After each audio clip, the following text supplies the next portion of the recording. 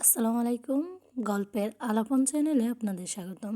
পড়ছি বেসামাল প্রেম, লেখনীতে জান্নাতুল নাইমা, পর্ব ৫। ঝুমঝুম বৃষ্টি দমকা হওয়ার বেগে বড্ড বেসামাল হয়ে পড়তে লাগলো। ঠিক যেমন নতুন প্রেমে পড়ার পর কপোত কপিদের মন বেসামাল হয়ে পড়ে।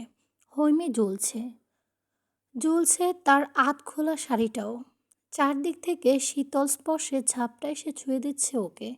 শরীর হিম হয়ে মরা মানুষদের মতো অবস্থা। ঠোঁটজোড়া ভীষণ কাঁপছে। কাঁপতে কাঁপতে রুদ্রর হাতে মাথা টেকালো হৈমি। ঠোঁট নাড়িয়ে ব্যর্থ কণ্ঠে বলল, আমার শাড়ি খুলে যাচ্ছে। আমার খুব শীত লাগছে। আজ আমার জীবন সম্মান দুটোই আপনার হাতে। হৈমির নাচনানাবোধ কণ্ঠ কর্ণপাত হতেই বিস্মিত চোখে তাকালো রুদ্র। এই এমন একটি দৃশ্য দেখল যে আকস্মাৎ তার বলিষ্ঠ দেহে সর্বশক্তি নিঃশেষ হয়ে শ্বাসরোধ হয়ে আসলো।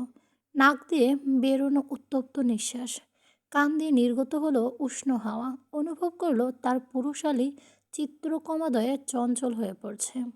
যে অনুভূতিটা ইতিপূর্বে কখনোই অনুভব করেনি সে। ভুল হয়ে গেল, বিরাট বড় ভুল।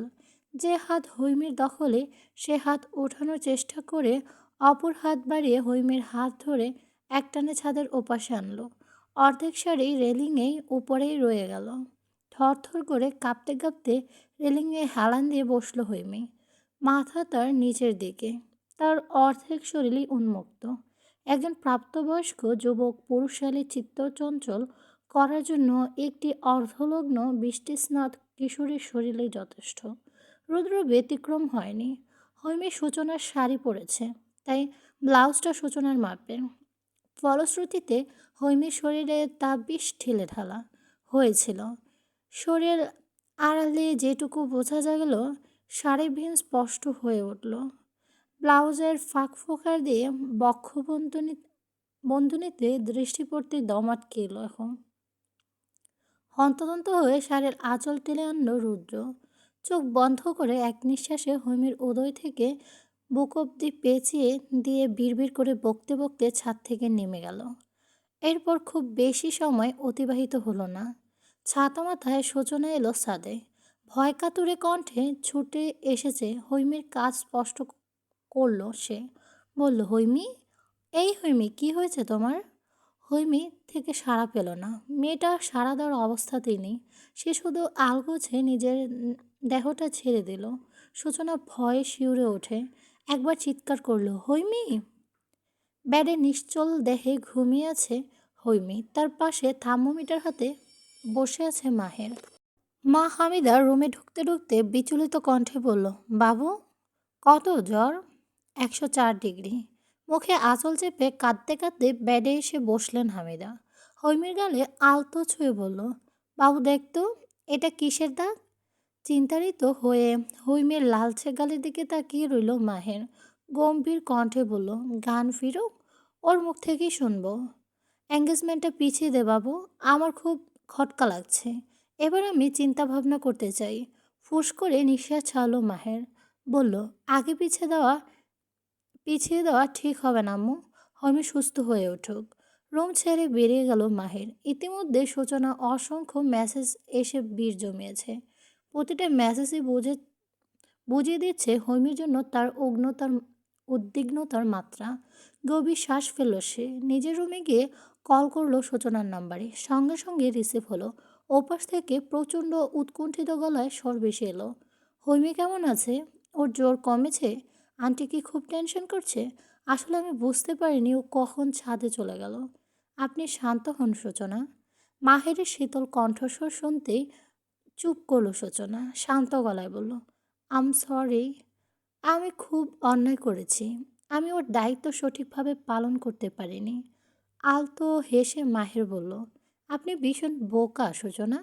এখন বোকামি করবেন না। আপনি কোনো অন্যায় করেননি। আমার বোনটাকে আমি জানি। আই বিলিভ দ্যাট ওর ভুলের শাস্তিও ও পেয়েছে। শঙ্কিত কণ্ঠে সূচনা বলল, মানে? অসময়ের বৃষ্টি ভেজার সঠিক কাজ নয়, তাই না? আমি কি আসবো ওকে দেখতে? অনুমতি দিলে তো তখনই নিয়ে আসতাম, যখন আসার জেদ করছিলেন। আমি চাই আপনি একদম বধূ বেশে আমার বাড়িতে পা রাখুন। অস্বস্তি ভরা কণ্ঠে সূচনা বলল, রাখছি। সূচনা রাখছি বললেও ফোনটা কাটলো মাহের। আনমনেই ভাবল, আপনি লজ্জা পেয়েছেন সূচনা? কিন্তু আমিও আপনাকে লজ্জা দেইনি। আমি যা দেইনি আপন মনেই তা পেয়ে আপনি লজ্জা পাচ্ছেন। এর অর্থ দাঁড়ায় আপনি সত্যিই ভীষণ বোকা। মায়ের তীক্ষ্ণ বুদ্ধি অনেক কিছুই টের পেল। তাই পরের দিন ভোরবেলা 2 কাপ কফি বানিয়ে বোনের ঘরে পা বাড়ালো। বেডের পাশে বসে দীর্ঘ সময় ডাকার পর মাথা ধরে উঠে বসলো হৈমি। মাহের মৃদু হেসে বলল, ডিয়ার সিস্টার, জ্বর কমে গেছে? জড়ানো কণ্ঠে হৈমি বলল, ফ্রেশ হয়ে আসছি। 2 মিনিট ফ্রেশ হয়ে তোয়ালে দিয়ে মুখ মুছতে মুছতে বেডে এসে বসলো হৈমি। কফির মগে চুমুক দিতে দিতে বোনের মুখশ্রীতে সূক্ষ্ম দৃষ্টি বোলালো মাহের। হৈমি কফির মগ হাতে নিয়ে ভীষণ সিরিয়াস হয়ে বসলো। মাহের বলল, সত্যি ঘটনাটা খুলে বল। কাল কি হয়েছিল তোমার? কাকে ভয় পেয়েছো? বার কয়েক ঢোক গিলল হৈমি। বলল, ভাবির খুব ভালো ভাইয়া। ভাবির কোনো দোষ নেই। দোষটা কার? কার আবার? ওই যে জঙ্গলের রাজা, গোমরামুখ রোবট মার্কা বিয়াইটার। ফালতু বকছো, সিরিয়াসভাবে বলো। ও তোমার গায়ে হাত তুলেছে? আমি সবটা খুলে বলল মাহেরকে। সবটা শুনে হৈমির প্রতি স্বাভাবিক রাগ হলো রুদ্রর প্রতি তীব্র ক্ষোভের সৃষ্টি হলো। কোনো ক্রমে নিজেকে সংযত করে বলল, মুখ খুব বেশি চালাও তুমি হৈমি। সরি। এই সরির কোনো মূল্য আছে? তুমি প্লিজ রাগ করো না, রাগ হচ্ছে। আমি ভীত কণ্ঠে বলল, আম্মু এঙ্গেজমেন্ট পেছাতে বলছে কেন? জানি না। তুমি পিছিয়েও না, সূচনা ভাবিকে আমার ভাবি বানাও। বানাবো। রুদ্রর কারণে বিয়েটা ভেঙে দিলে আর সবার সাথে আমার কোনো পার্থক্য থাকবে না। ওর বাবা মা ভাইয়ের অপরাধের শাস্তি আমি ওকে কেন দেব? ওকে দেব না। গতকালের ঘটনা তুমি আম্মুর থেকে চেপে যাবে। যদি জিজ্ঞেস করে কি বলবো? তোমার মতো মেয়েকে সেটা আমি শিখিয়ে দিতে হবে? সেদিন কি সত্য আজ এলো? সেদিন কি সত্যি আজ এলো? আচ্ছা, আম্মুকে জাস্ট গোল খাইয়ে দেব। মাহির কফির মগে শেষ চুমুকটা দিয়ে গম্ভীর স্বরে বলল, হৈমি, তুমি আমার বোন। চমকে উঠল হৈমি, ব্রু কুঁচকে বলল, হ্যাঁ বোন তো। এমনভাবে বলছো যেন এটা আজ তুমি জেনে আমাকে জানাচ্ছ। বলে খিলখিল করে হাসতে লাগলো হৈমি। মাহির মৃদু ধমক দিয়ে বলল, স্টুপিডের মতো হাসবে না। আমার বোন হয়ে তুমি গতকাল যেভাবে অপমানিত হয়েছ, ভাবতেই আমার রক্ত ঝলসে উঠছে। আমি এই প্রতিশোধ নেব ভাইয়া। কিভাবে নেবে এখনো পরিকল্পনা করিনি। Shut up. হৈমি আহ্লাদ করে বলল, বকছো কেন? ক্রোধ ও কণ্ঠে মাহের বলল, তোমার প্রতিশোধ মানেই তো স্টুপিড মতো কাণ্ড। শোনো হৈমি, অন্যায় তুমিও করেছো ঠিক, কিন্তু রুদ্র যা করেছে তাকে অপমান বলে, অসভ্যপনাও বলে। এর জবাবও আমি ওকে দেব, তোমাকে দিয়ে। পিটপিট করে তাকিয়ে হৈমি বলল, কিভাবে? আমি যা বলবো তাই শুনতে হবে তোমার। মন খারাপ হলো হৈমির। মুখ ভার করে বলল, আমি জানি এখন তুমি চুপ করে থাকতে বলবে, কিন্তু আমি তো চুপ থাকতে পারি না। আমার দম বন্ধ লাগে। নীরবতার চেয়ে বড় জবাব যেমন হয় না, তেমনি বড় অপমানও নেই। আমি তোমাকে তোমার স্বভাবের বিরুদ্ধে যেতে বলছি না। আমি তোমাকে বলছি প্রতিশোধ নিতে। তুমি শুধু এক জায়গায় মুখ বন্ধ রেখে প্রতিশোধ নিতে পারো। উৎসুক হয়ে তাকিয়ে হৈমি বলল, তাই? হ্যাঁ। আজকের পর থেকে রুদ্র নামে তুমি কাউকে চেনো না। আমি কি বলছি বুঝতে পেরেছ? মাহের চোখে চোখ রেখে মাথা নাড়ায় হৈমি। দৃঢ় স্বরে বলল, খুব বুঝেছি। এটা পর্ব 6। এঙ্গেজমেন্টের 7 দিন পর বিয়ের আয়োজন করা হলো। শেখ বাড়িতে বহু বছর পর আত্মীয় স্বজন পাড়া প্রতিবেশী সকলের উপস্থিতিতে চমকপ্রদ এক অনুষ্ঠানে অনুষ্ঠিত হয়েছে। পুরো বংশের একটা মাত্র মেয়ে সূচনা, ভীষণ আদরের। মেয়ের উপরে বিয়ে উপলক্ষে 1 মাসের জন্য দেশে ফিরেছেন রিদওয়ান শেখ। চাচাতো ভাই রাদিফের পরিবার, ছোট চাচা রিদওয়ানের পরিবার সকলে উপস্থিত হয়েছে এই বিয়েতে। বিয়েটা সুষ্ঠুভাবে সম্পন্ন হলো। বিদায়ের পূর্বে নবদম্পতিকে মেয়ের বাড়ির সকল আত্মীয় স্বজনের সঙ্গে পরিচয় করানো হচ্ছে। এই ফাঁকে বান্ধবীকে নিয়ে বেআইনদের সঙ্গে ছাদে গেল হৈমি। সকলে মিলে বেশ কিছু ফটোশ্যুট করলো। সময়টা সন্ধ্যার আগ মুহূর্ত। ভাই ভাবিকে রেখে ছাদে আসতে ইচ্ছে করছিল না হৈমির। আসতে বাধ্য হলো রুদ্রের তীক্ষ্ণ দৃষ্টিজোড়া দেখে। এই দৃষ্টিজোড়া আজ নতুন নয়, পুরনো। ঠিক যেদিন থেকে ঐমি তাকে ইগনোর করছে, সেদিন থেকে রুদ্রের এমন দৃষ্টির শিকার হচ্ছে। প্রথমে বরকে গেলেও পরে আড়ালে গিয়ে খুশিতে নাচানাচি করেছে। মুখ সে বন্ধ রাখতে পারেনি। কথা না বলে টিকতে পারেনি 1 মিনিটও। তবে সে কথাগুলো বলেছে সাদমানের সঙ্গে, সোহান, রোশানের সঙ্গে। 3 কাজিন সঙ্গে হৈমের গদগদ ভাবটা যেন সহ্য হচ্ছিল না রুদ্রর। গা জ্বলে পুড়ে খাক হয়ে যাচ্ছে। চাওয়ার মতোই অনুভূতি হচ্ছিল। টের পেয়ে ওদের সঙ্গে মেলামেশা বাড়িয়ে দিয়েছে হৈমি। মায়ের উপদেশ সত্যি সত্যি সেদিনের পর থেকে রুদ্রের সঙ্গে কথা তো দূরের থাক, স্বেচ্ছায় সামনেও যায়নি। আশেপাশে থাকলেও এড়িয়ে গেছে। কখনো সামনে বলে তাকে দেখিয়ে অন্যদের সঙ্গে গল্প জুড়ে দিয়েছে। রাহাদীপের ছোট ভাই সাদমান, রিদওয়ানের 2 ছেলে সোহাগ ও রোশানের সঙ্গে হৈমির পরিচয় হয়েছে এঙ্গেজমেন্টের দিনেই। সাদমান সিনিয়র হলেও সোহান রোশান হৈমির জুনিয়র। এই জুনিয়র 2 বেয়াইয়ের সঙ্গে হৈমির মাখামাখি বাড়াবাড়ি রকমের। সুহান পড়ে ক্লাস 9-এ, রোশান 6-এ। এদের একজনকে সুবেয়ায় আরেকজনকে রোবেয়াই সম্বোধন করে হৈমি। হৈমির অহিত বকবক এরা দারুণ আগ্রহী নিয়ে শোনে। তা দেখে এদের প্রতি হৈমির টান একটু বেশি। সাদমানের সঙ্গে কম জমে ওঠেনি। ফটোশ্যুটের মাঝে হঠাৎ সাদমানের ফোনে রুদ্রর কল এলো।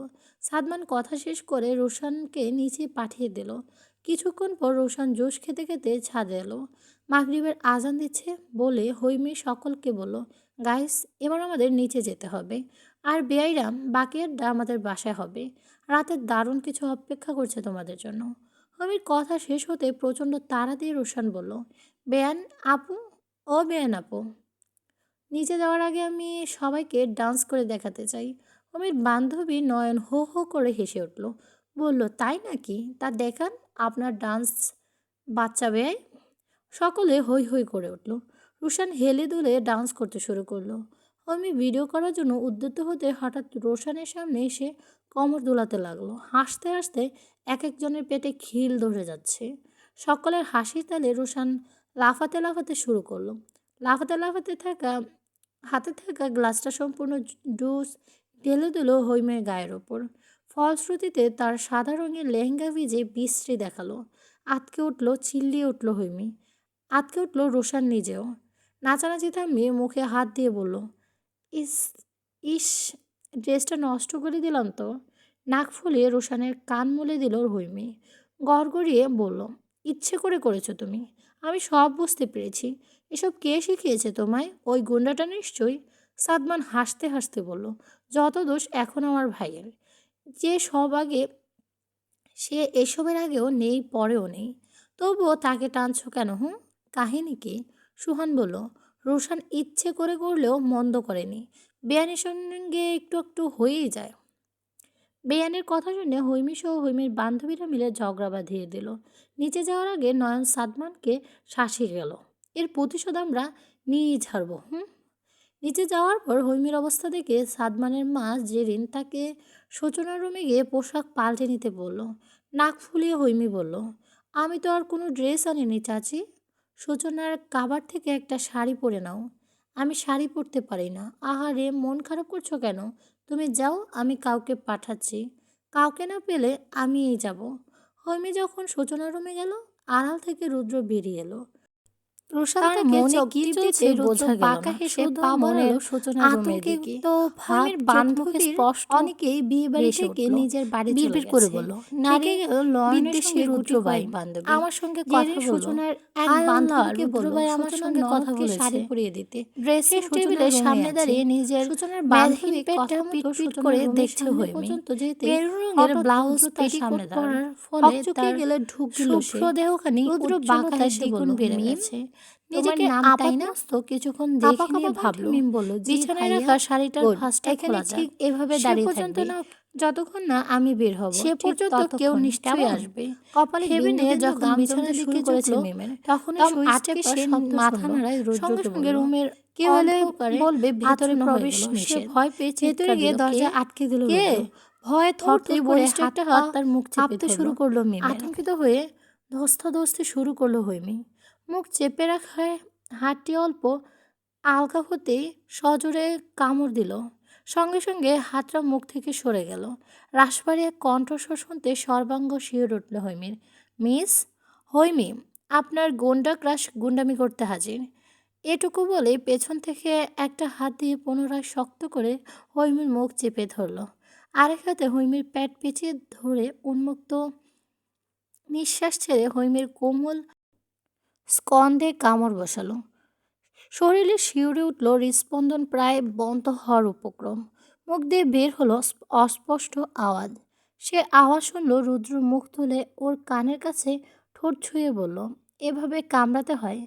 যা হৃদয় কাঁপিয়ে তোলে। থরথর করে কাঁপতে থাকা হৈমি নিজেকে ঘোরালো। রুদ্র এক ঝাঁক উত্তপ্ত নিঃশ্বাস আসছে পড়ে হৈমির মুখশ্রীতে। চোখ জোড়া শক্ত করে বুঝে প্রাণপণে ছোটার চেষ্টা করলো হৈমি, কিন্তু পারল না। রুদ্র তাকে শূন্য তুলে সুইচ বোর্ডের কাছে গিয়ে সুইচ অন করলো। চোখ খুলে ভয়ার্ত চোখে রুদ্রের দুর্বহ চেহারা দেখে নিল হৈমি। বাঁকা হেসে হৈমির ঠোঁটজোড়া থেকে হাত সরালো রুদ্র। বড় বড় করে শ্বাস নিয়ে চেঁচামেচি শুরু করলো হৈমি। রুদ্রের মাথা বুকে আড়াআড়ি কিল ঘুষি ছাড়তে লাগলো। রুদ্র মাথা নিচু করে এক হাতে কৌশলে মোবাইল ফোনটা বের করে ক্যামেরা দিয়ে ভিডিও অন করে ফোনটা এমন জায়গায় রাখলো যেন সেখান থেকে তাদের স্পষ্ট দেখা যাবে। চোখ বন্ধ করে চিৎকার চেঁচামেচি হাত ছোড়াছুড়ি করতে করতে ভয়ঙ্কর এই কাণ্ডটি দেখতে পেল হৈমি। হঠাৎ করে তাকে বিছানায় ছুঁড়ে ফেলা হলো। লজ্জা ভয়ে কুঁকড়ে গেলে চিৎকার থামালো না। রুদ্র চোখ রাঙিয়ে তার দিকে এগোতে এগোতে বলল, স্বেচ্ছায় আমার ভিতর উন্মাদনা সৃষ্টি করে আমাকে ইগনোর? বলতে বলতে হৈমির খুব কাছে চলে গেল। হৈমি পিছিয়ে যেতে উদ্ধত হতেই তার পিঠ আঁকড়ে ধরে কাছে টেনে আনলো। চিৎকার চেঁচামেচি থামাতে আচমকা ওর ঠোঁটজোড়া নিজের ঠোঁট দ্বারা আবদ্ধ করে নিল। দু চোখ অশ্রু ছেড়ে হৈমি যখন নড়াচড়া থামিয়ে দিল, তখন রুদ্র নিজেও থেমে গেল। ইতিমধ্যে ঠিক কোন মাত্রার অসংলগ্নতা করছে সে হাড়ে হাড়ে টের পেল। তবু বিন্দু আফসোস রাখল না মনে। নিশ্চয়ই হৈমিকে বুকের মধ্যিখানে অতি সন্তর্পণে চেপে নিয়ে কর্কশ কণ্ঠে বলল, হয় মরছ, হয় মরেছ, নয় মেরেছ, এবার শুধু ভুগবে। আকস্মাৎ রুদ্র গলা টিপে ধরল হৈমি। ক্রোধে কাঁপতে কাঁপতে চিৎকার করে বলল, এটা কি করলেন আপনি? আমাকে আপনাকে আমি পুলিশে দেব। আপনি খুব জঘন্য একটা মানুষ। চোয়াল শক্ত করে হৈমির দুহাত চেপে ধরল রুদ্র। মস- মস্তিষ্ক বলল, আরও কিছু হওয়া উচিত নয় তো। প্ল্যান সাকসেসফুল হবে না। মস্তিষ্কের কথাগুলো চলতেই ঝড়ের গতিতে হৈমিকে বিছানায় ফেলে নিজের অর্ধ শরীরটাও ওর উপর ছেড়ে দিল। দানবের মতো শরীরটা নিজের ক্ষুদ্র শরীরে ঝাঁপিয়ে পড়তে দম বন্ধ হয়ে এলো। চোখ বড় বড় করে কেঁদে উঠল হৈমি, বলল, ও মা গো, মরে গেলাম। রুদ্র বাঁকা হাসল। হৈমি ছটফটে হাত দুটো নিজের শক্ত হাত দ্বারা বেঁধে নিয়ে অন্তত নিবিড়ভাবে কোমল গিবাদেশে ঠোঁটের বিচরণ চালালো। পরাস্ত হৈমি ছটফট করতে করতে চাপা কান্নায় ভেঙে পড়ল। কি হচ্ছে এসব তার সাথে? কে বাঁচাবে তাকে? বারবার আল্লাহকে স্মরণ করতে লাগলো। মনে পড়ল সমাজে ধর্ষিত হওয়া নারীদের শেষ পরিণতি। তার জন্য কি এমন কিছুই অপেক্ষা করছে?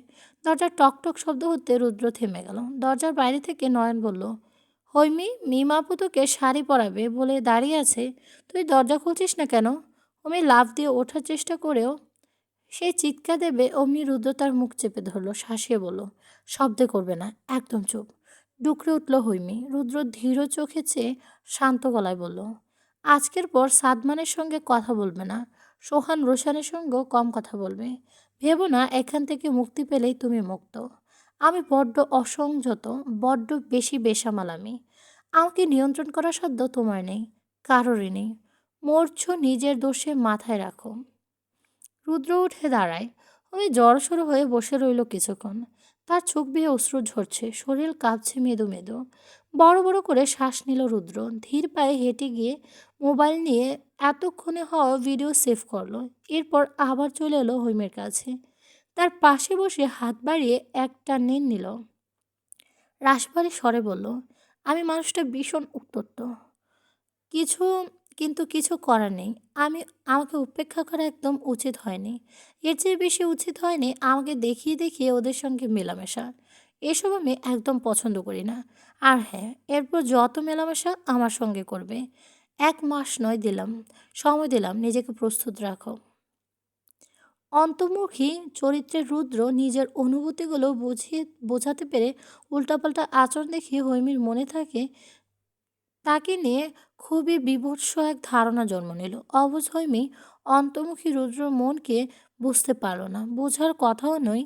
যেখানে একরোখা জেদি তেজি রুদ্র নিজেই নিজের অনুভূতি বুঝতে না পেরে এক নারীর প্রতি জন্মানো প্রথম এবং গভীর অনুভূতি অসৎ আচরণ করলো, সেখানে অন্য একটি মানুষ হৈমি কি করে বুঝবে?